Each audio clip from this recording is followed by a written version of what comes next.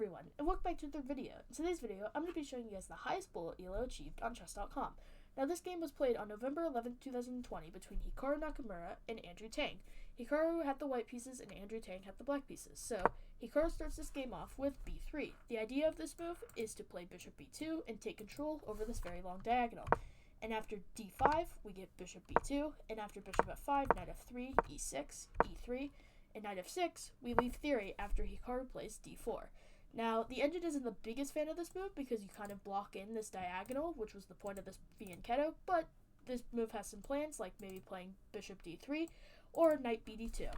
And after bishop d6, Hikaru does play bishop d3, and after a trade of bishops, Andrew Tang decides to castle. Now, Hikaru could just castle here, but he decides to play knight bd2 first, and he can keep his options open if he has a thought that maybe he wants to queenside castle. But after c5, Hikaru makes his decision that he'd rather just kingside castle.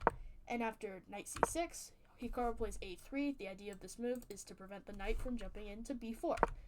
And after rook c8, Hikaru strikes open the center with c4. And after cx d4, Hikaru takes up the e-pawn, and he enjoys a queenside majority as it's 4 versus 3. And after knight e7, which is a mistake, Hikaru plays this really nice c5 move, and Andrew Tang either has to go to this very awkward diagonal or just has to simply slide back to a much weaker square. And after bishop b8, we get b4, so Hikaru continues to push on the queen side. And after knight g6, we get g3, preventing the knight from jumping in to attack the queen in general.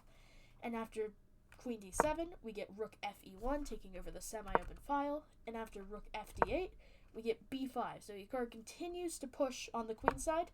And after queen e7, a4, we get h6 and rook ac1. Now, the engine considers this a mistake, but overall this is a pretty fine move, and it's pretty hard to take advantage of this move. And after queen c7 and bishop a3, we get this queen a5 move. The idea of this move is to attack this pawn, and it forces Hikaru to play queen b3 to defend the pawn. And after rook e8, Hikaru hits the queen away, and then simply plays a5, so he continues to push the pawns. And after knight e7, we get queen d3, and after knight f5, we get this rook a1 move, and the idea of this move is to push this pawn and make this pawn a pass pawn.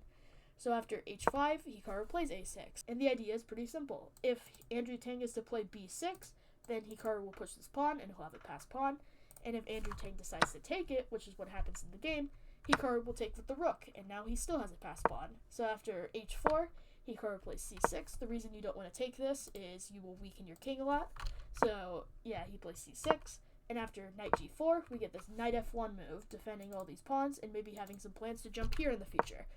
And after queen f6, we get this bishop c5 move, adding an extra defender to this pawn, and also attacking this pawn. So after hx d3, we get this queen h6 move.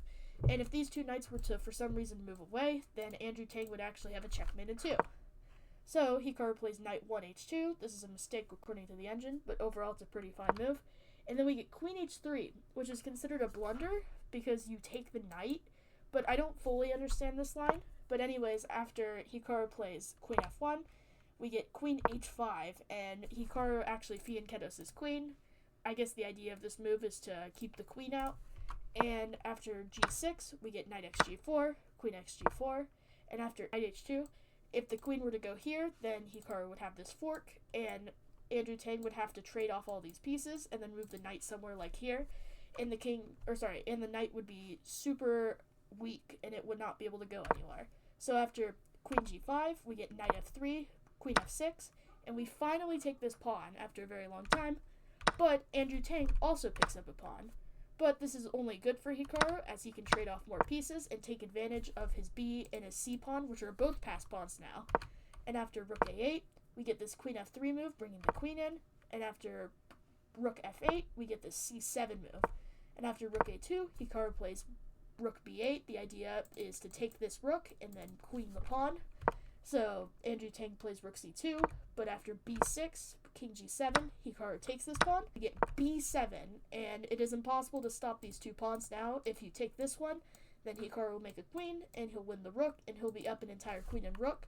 But even better for Hikaru, Andrew Tang plays queen b6, and after b8 equals queen, Andrew Tang resigns because after takes, Hikaru will simply be up 2 entire queens. So From this game, Hikaru hit the highest bullet elo on the entirety of chess.com. I hope you guys found this interesting. Thank you guys so much for watching this video, and goodbye!